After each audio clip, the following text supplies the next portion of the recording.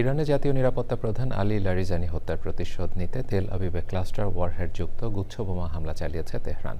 ইরানের আধা সামরিক বাহিনী বাসিজের প্রধান গোলাম রেজা সোলেমানিকেও হত্যা করা হয়েছে।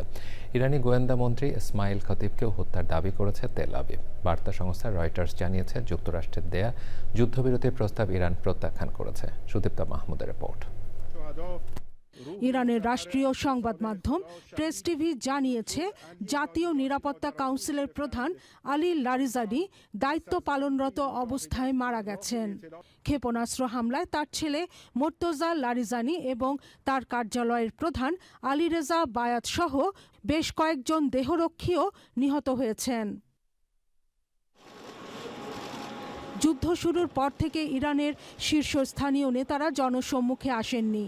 তবে গত শুক্রবার আল কুদস দিবসে আলী লারিজানিকে তেহরানের রাস্তায় সাধারণ মানুষের সঙ্গে সমাবেশে অংশ নিতে দেখা যায়। আলী লারিজানিকে হত্যার প্রতিশোধ নিতে তেল আবিবে ক্লাস্টার ওয়ারহেড যুক্ত গুচ্ছবোমা দিয়ে হামলা চালিয়েছে তেহরান। দক্ষিণ লেবাননে জোরালো ক্ষেপণাস্ত্র ও বোমা হামলা চালিয়েছে ইসরায়েল। যুক্তরাষ্ট্রের ন্যাশনাল কাউন্টার টেরোরিজম সেন্টারের পরিচালক জো কেন্ট ইরানে যুক্তরাষ্ট্রের হামলার প্রতিবাদে পদত্যাগ করেছেন।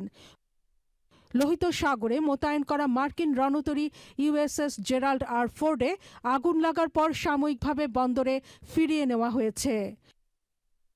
Sudipta Mahmud, channel I.